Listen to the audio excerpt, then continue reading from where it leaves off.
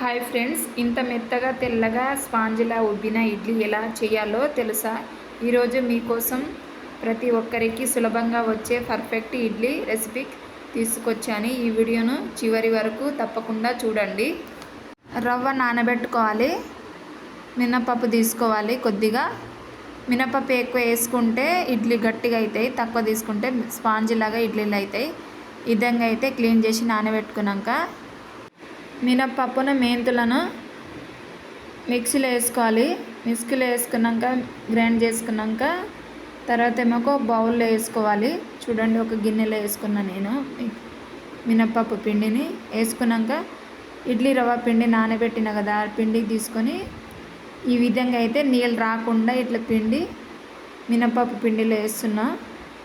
చూడండి, ఈ విధంగా అయితే చేసుకోవచ్చు. చాలా స్పాంజీ లెక్క వస్తాయి ఇడ్లీ.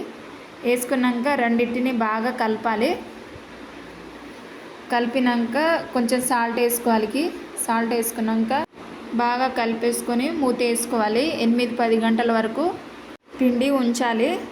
బాగా పులిసిన తర్వాత ఇడ్లీ ప్లేట్లకు కొద్దిగా నూనె ఈ విధంగా అయితే ఇడ్లీ పిండిని ఇడ్లీ ప్లేట్లలో వేసుకోవాలి.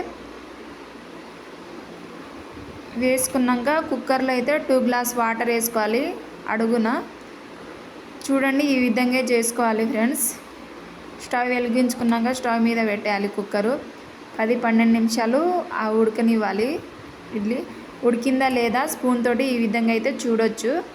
ఉడికింది. నేనైతే స్టవ్ బంద్ చేసిన. 2 నిమిషాల తర్వాత ప్లేట్లను తీసి ఈ విధంగా అయితే స్పూను ఒక బౌల్లో వాటర్ తీసుకున్నా.